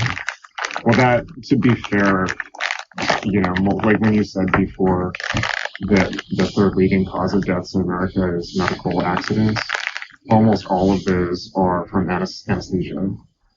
Are they? Yeah, that's the biggest danger with medical care. It's anesthesiologists get the anesthetic mix slightly wrong, and then the person doesn't wake up. and ketamine is considered part of that. It's administered by anesthesiologists. Really? Which is so, it makes sense, honestly, that for their insurance, that probably what the rule is that it can only be administered by somebody who's an anesthesiologist, not casually. Even though it's not really anesthesia, it's probably considered part of the mix, because it is once anesthesiologists will mix together 7 or 8 different things to create the anesthesia, and it has to be done on the spot. It's not a one size fits all, and so they get paid hundreds of thousands of dollars. They get paid more than anyone else because if they fuck up, in the ICU. It was a drip with a button. Okay. And I could press the button every 10 minutes. And at the beginning, they gave me a one of ketamine each time. And I said, that's not strong enough because I have a very high tolerance. So they put it up to 2. And I went, that's not strong enough. I have a very high tolerance. They put it up to 3. And I said, that's not strong enough. Mm-hmm. And eventually we got them to 5. And I said, that's better. That's working. Mm-hmm. So we'd already been through that process. And I was on a drip, so it would just be another bag of the same thing. Right? And also, I don't think you can OD on ketamine. You just K-hole. Yeah, they'll go into a K-hole and freak out, but they won't die. I'm just guessing it's classed on paper as an anesthetic, and therefore can only be administered under certain circumstances because their insurance will freak out, and they don't. For their malpractice insurance is so expensive as well. I know, even Lady J had to get over $1 million. Wow. Coverage a year. Wow. So.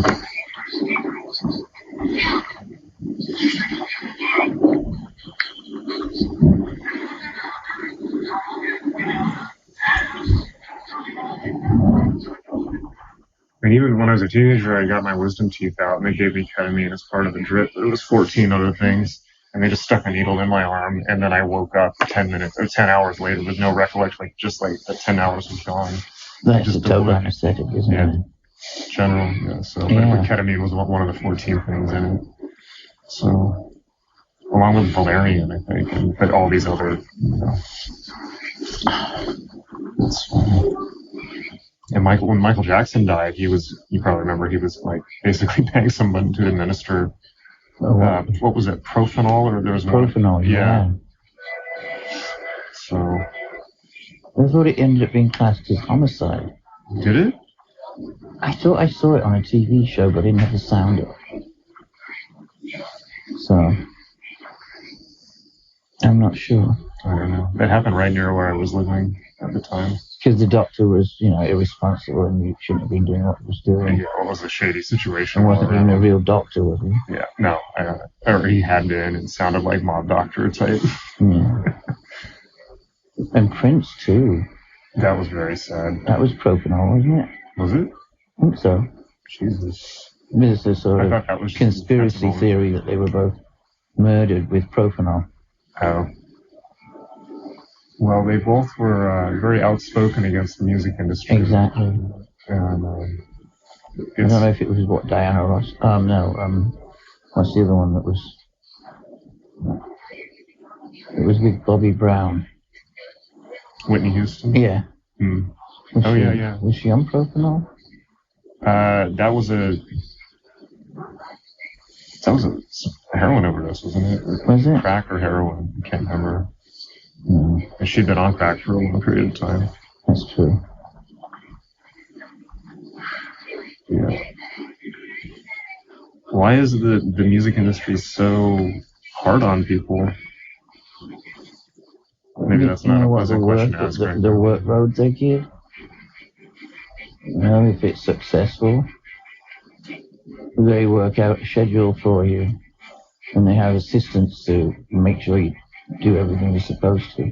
You have to go to dancing rehearsals and hair and fittings of clothes and photo shoots and interviews, and then the tours they do are just endless and complex and really, really draining. And they get no gap. They become just this being that's just being sucked dry by the record label, and given no rest and no chance to think or take a deep breath or anything. And so they end up exhausted beyond anything most people are aware could be. That so tired it's beyond. And then somebody tries a bit of coke and they go, oh, at last I feel a bit better, you know. And then, of course, then they can't sleep, and somebody gives them something to sleep, and there it starts. And also, they don't want to think about how what they wanted to do because they have to sing has become this industry built around them by people they hardly know, and we hold them to the label, and they're under contracts they don't understand, and they owe millions of dollars in recoupable royalties, and it's a nightmare, and it literally eats them up, just eats them up. I feel like the fact that there has to be constant physical performance, and it has to always be exactly at the highest, that's and they have to go to all the right parties, just fashion shows, be seen at this, that, and the other event. Ugh. Is there an aspect where people are encouraged to use drugs, or people just do to cope? Mainly people just do. I mean, the Grateful Dead, they all started doing heavier and heavier drugs because they were touring all the time, and they were just exhausted. And Jerry Garcia was like heavily into heroin, pretending that he was still into psychedelics. He never stopped. Wow. And that's what killed him. Wow.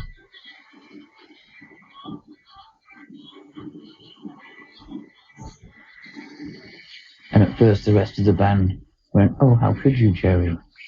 And they protected him by never saying that that's what he was doing.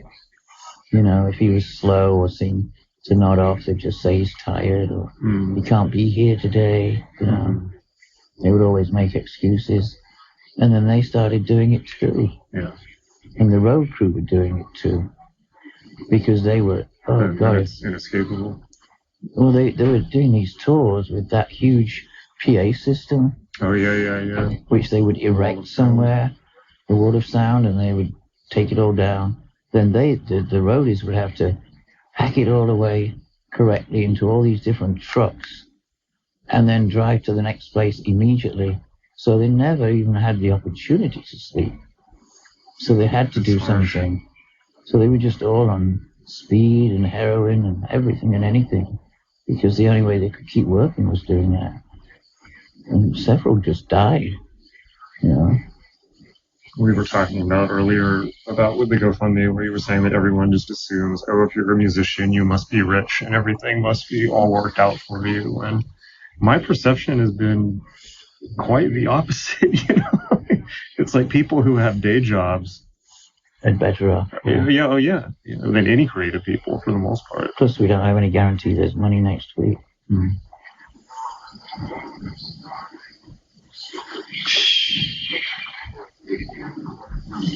Yeah, I was down to, like I said, $800 or $900, and 1 month behind on my co-op fee, which is around $1,000, because there's electricity bill in there too, which varies. And every year the co-op make it more. So it's gone up a lot since I moved in. Is there anything you want to say to the people who donated for the GoFundMe? It was one of the happiest moments of my life so far. It was this moment where I realized that the Topi tribe had happened. I knew there had to be a way for it to be seeded and to grow again, but there needed to be TOPI, Topi.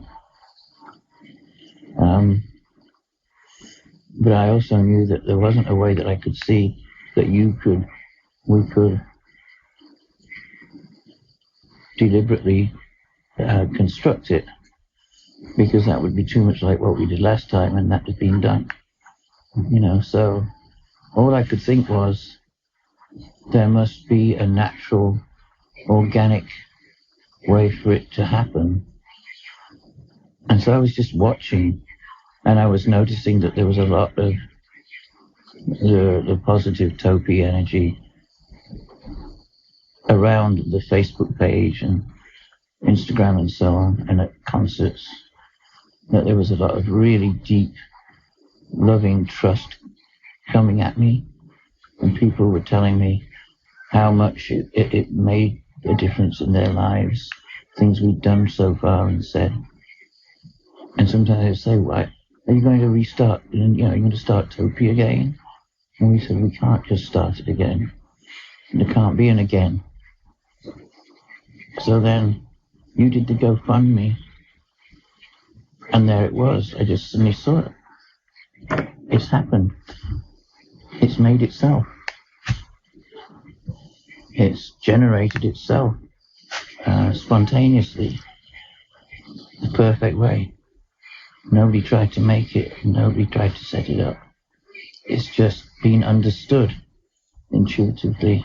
And the word from Kum, originally from the first visions, by cosmosis, the transfer of positive energy from one human being to another, like osmosis in a pan. Hundreds of people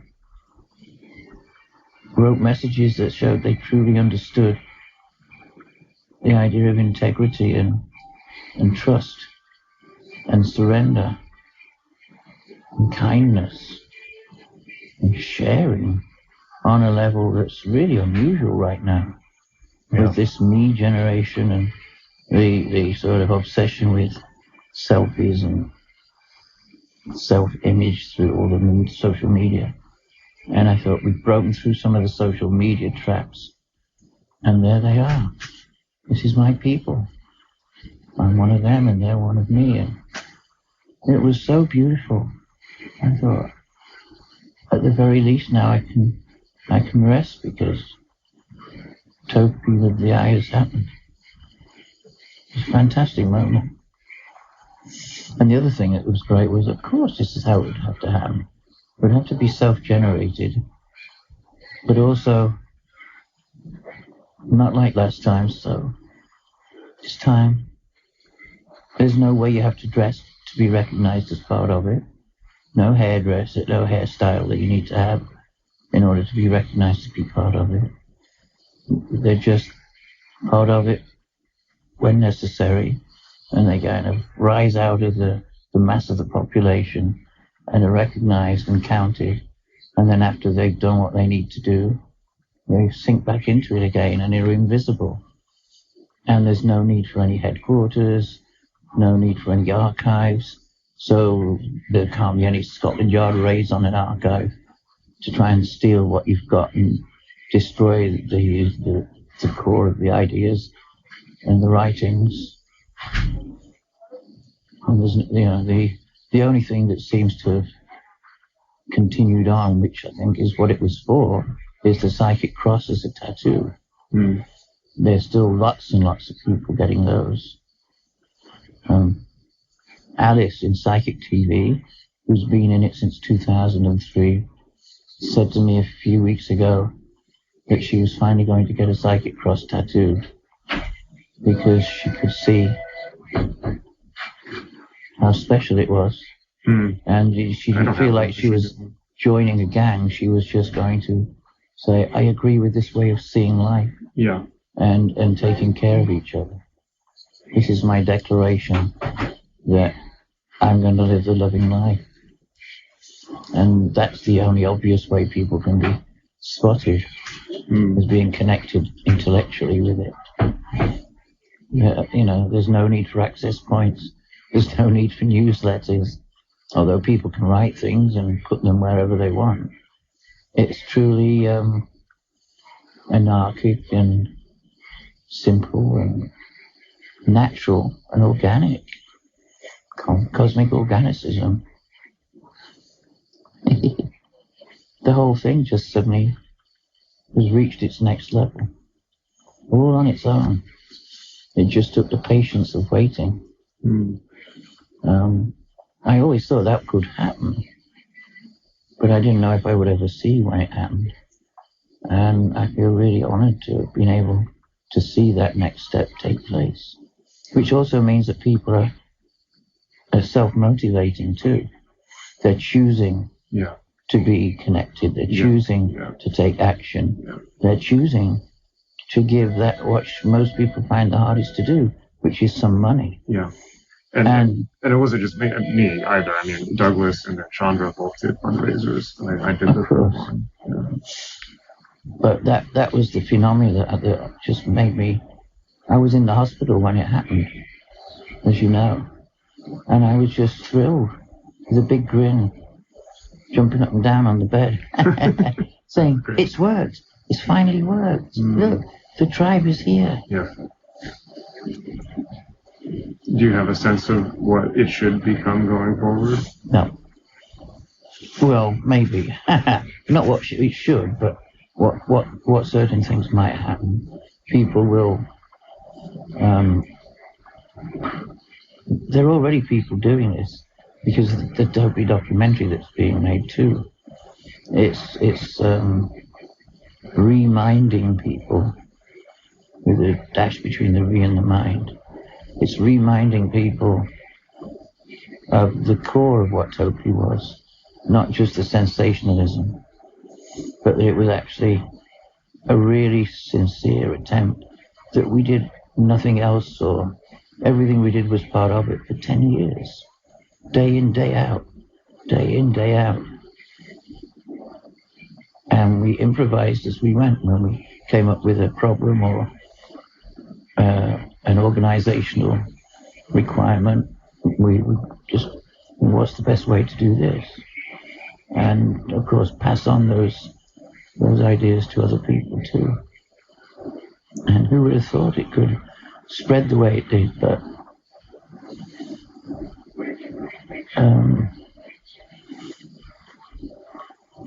my sense is that there's a chance it could become a really vibrant option for how people behave as times get harder too.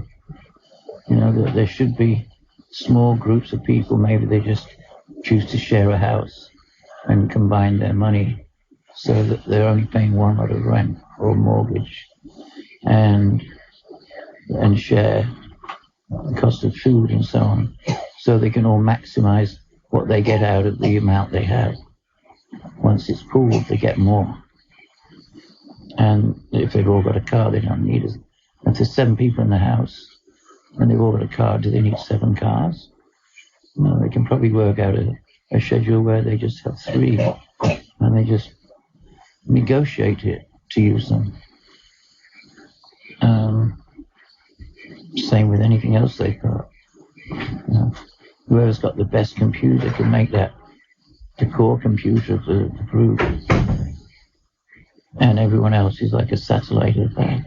That's going to be really important, particularly as things get worse in material conditions. You know, people banding together is the best survival. That's the only way, that's what I think. I think that not survivalism, not isolating off in the woods is a terrible strategy. No, just combining what they have in a positive way, so that they can get through the worst of it. So collect little collectives, little communities, not communes, but just groups of people who, and it's not always easy, but we find ways to share everything. It's also really rewarding to share everything and stop thinking of this is mine and this is theirs, etc. You can have that as part of it, you know.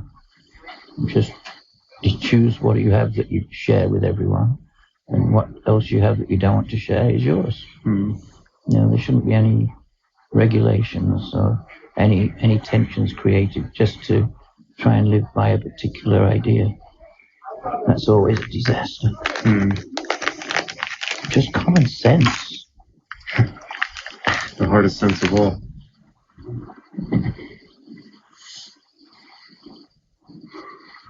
He looks stupid, doesn't he? He's being protected right now. I hate the way they make it a bit ridiculous later. There was this show on this note, this guy Reza Aslan, who's a scholar who...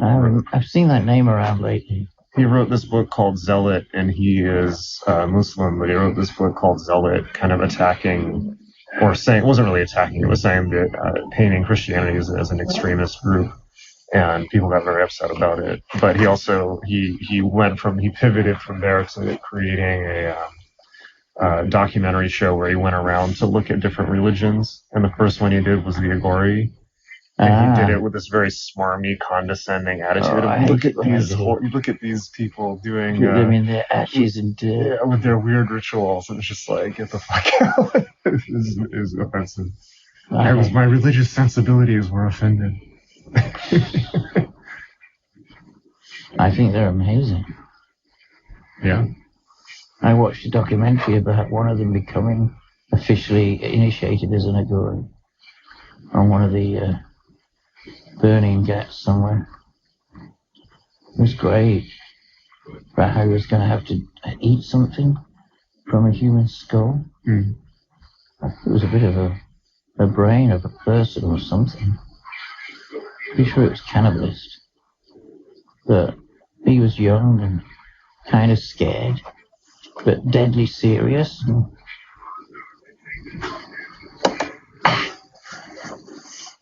Wow. That was a close one. Mm. Remember when we met Bhagwananda? Yeah. Yeah, he was great. And I ate the potatoes? Yes. I ate one too. You did? Yeah. We were all so loaded. It's hard to remember the details. Anna ate one as well. Did both of you get sick as well? Because I got really No. sick. I ate enough to get sick. Yeah, I had a small one. We had to eat them for politeness. I was all about it. I expected to be vomiting that afterwards. I was all about it. I'm like, yeah, I'm gonna eat the potatoes. Cooked in corpse fat. Were they? That's what when I got back, that's what I told Louv that story, and she said they were undoubtedly cooked in human fat because that's how they do them. No, that's okay. Yeah. Really, all that matters is whether you get sick.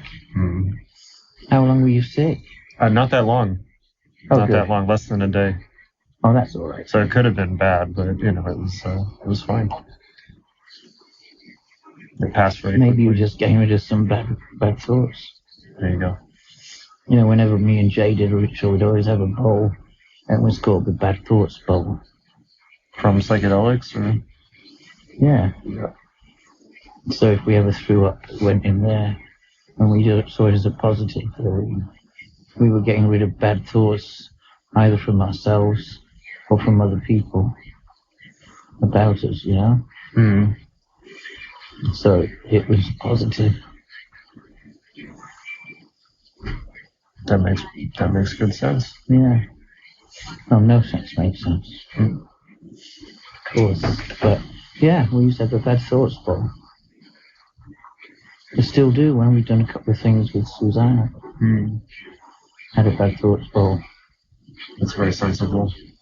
Managing psychedelic space in general, and instead of holding on to it and having a bad trip.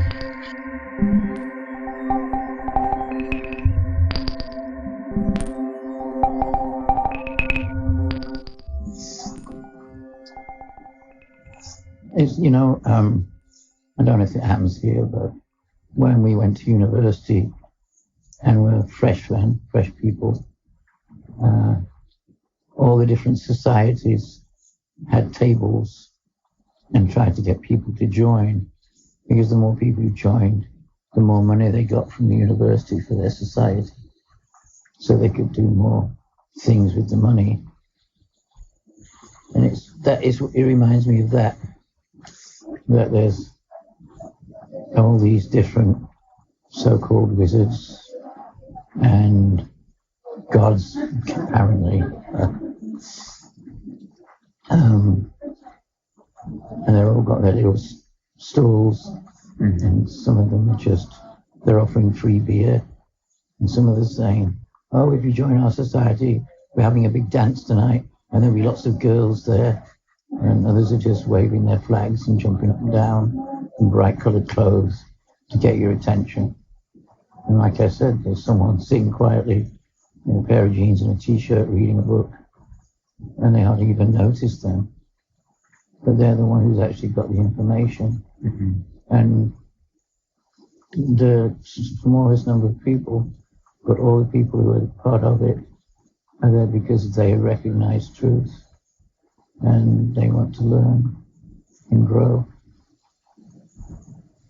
I would guess that's always how it's been. But it's all part of control mechanisms, distraction,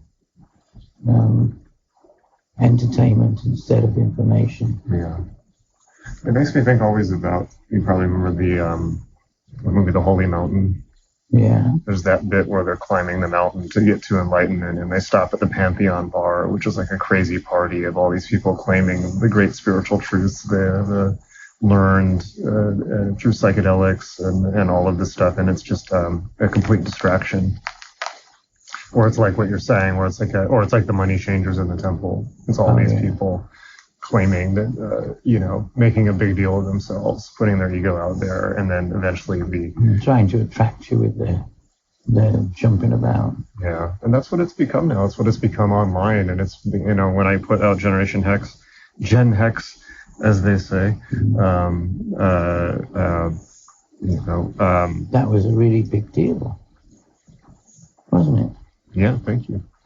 I basically said in that book, look, magic is going to become the next big youth culture. And at the time, the people I knew who were into it were like you, Jay, Kali, a couple people back in California, it's like, and a few people, like you'd introduce me to Scott Treleaven. Well, it's maybe, a dozen people at most. Yeah. And now it's true, it's like everyone is into magic now. Every young woman in Brooklyn is a witch. And it's like, oh yeah, it's become that's huge. true. I've noticed that. It's mostly that, but even on, right-wing people are into magic. Like everyone's into magic.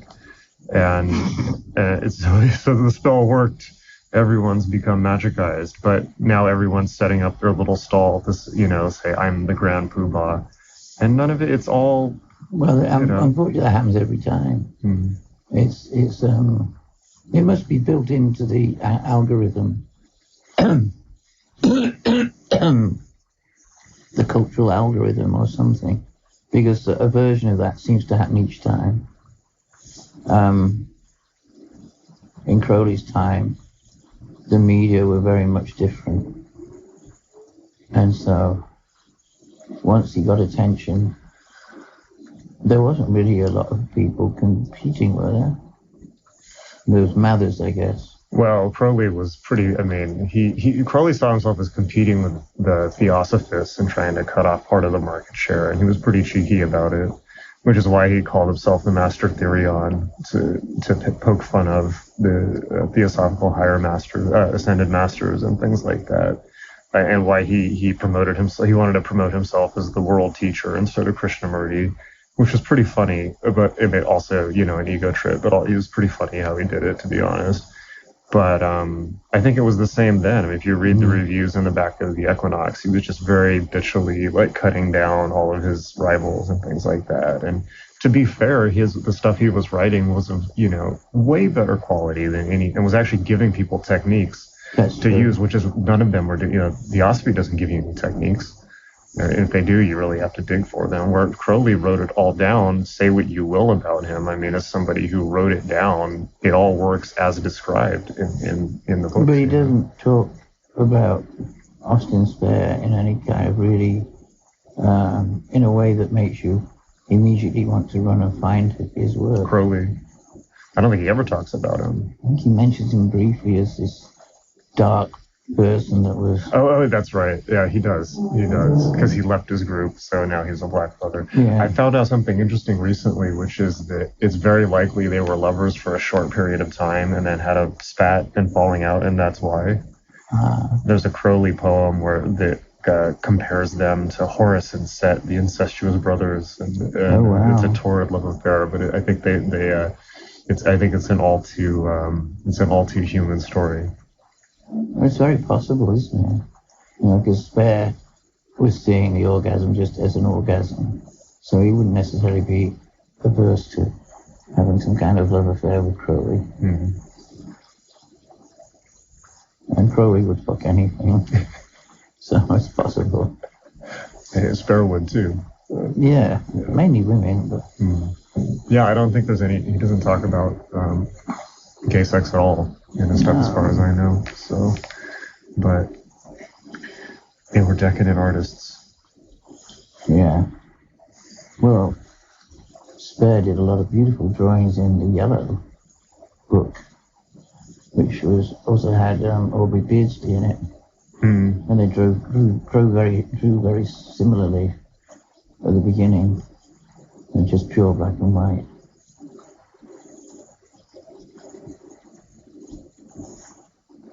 It's such a crazy life where he was considered they gave him the yellow brick road right out of school and decided he was going to be the next big artist, and then they just took it all away at 26. Yeah. That's crazy. And they said, I don't want that. Good move. You alright? You looking for something? Yeah, just thinking about trying to find those Austin Spare painted drawings for you.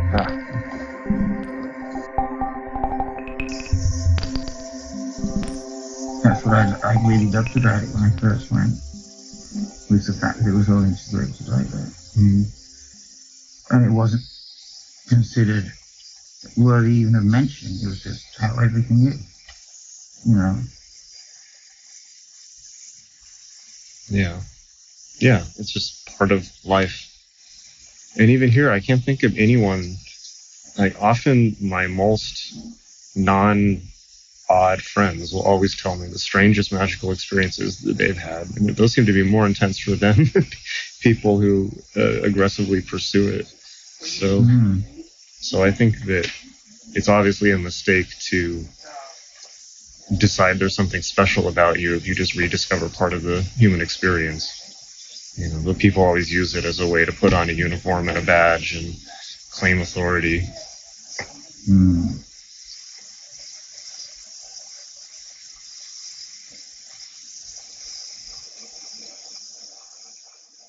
But I guess that's a broader question too. I mean, does there need to be some type of magical cultural revolution? It's like all the scripts from the 60s onwards, whether it's the Robert Anton Wilson and Topi, obviously, it's like, is that still a valid strategy of trying to push for magical awareness in the culture? Yes? Okay. And what? Like I was just saying about Topi with the eye, the strategy has changed. Yeah. But the intention for exposing the corruptions of the current systems is really important. The encouragement of people learning to combine with each other is going to be really important for survival. Okay. So that certain things become far more urgent than others. And whether it's got anything to do with magic per se to the outside world is kind of irrelevant. It's the strategies for survival and combining resources and teaching the rest of the societies compassionate responses to issues and problems, and how to share and be kind. Those become really important. And Topi with an eye is about all of those. And again, like I said, what you did with the GoFundMe exposed to that's been understood. And that's really hopeful. It's another reason I smiled and was so happy. Somehow or another, people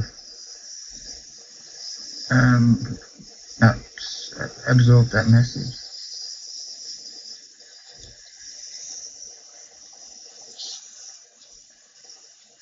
We weren't sure that it had worked. So, we're really proud of everyone.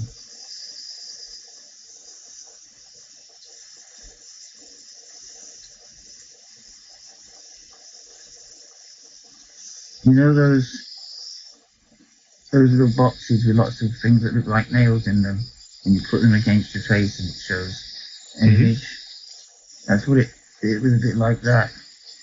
When there was a crisis that the tribe had to try and deal with, it was like it rose out of the population as an image. Oh, yeah.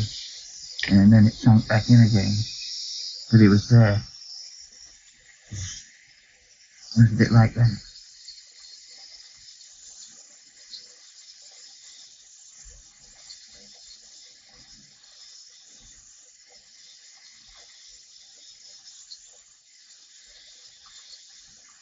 Yeah. I'm just glad to be able to facilitate that. I'm so grateful.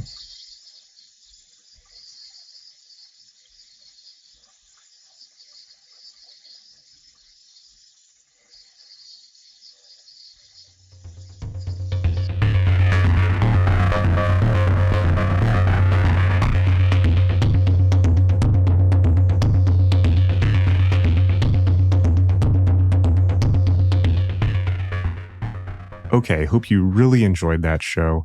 Definitely check out the magic.me blog at blog.magic.me. Magic is spelled MAGICK, for the post, which you will see right there at the top, on how to help Jen and contribute to her ongoing recovery, because we want her with us for a long, long time to come. And while you're there, definitely make sure to check out all of the new content at magic.me, the magic.me course site. If you scroll down and go to office hours, you will see that we've added over 30 hours of new content of seriously intense, in-depth Q&As and individual work with students on some of the most intense, and advanced and central questions of life, the universe, and everything. And of course, magic and Kabbalah and yoga and walking the spiritual path and all of it. There's so much there. We've been doing these sessions and recording them every 2 weeks, and there's so much material there. All my most recent material, the most advanced material, my current takes on things, my simplifications of things. I just cut through so much, and the students educate me a lot, bring incredible questions, and really, really profoundly good material has emerged out of those sessions. I really should change the name of that to Magic Without Tears instead of Office Hours. I'm going to think about that. Anyways, in the meantime, please make sure you're subscribed to the show on iTunes or Spotify or Stitcher or wherever you subscribe to podcasts. And lots of love to you, and I will see you next episode.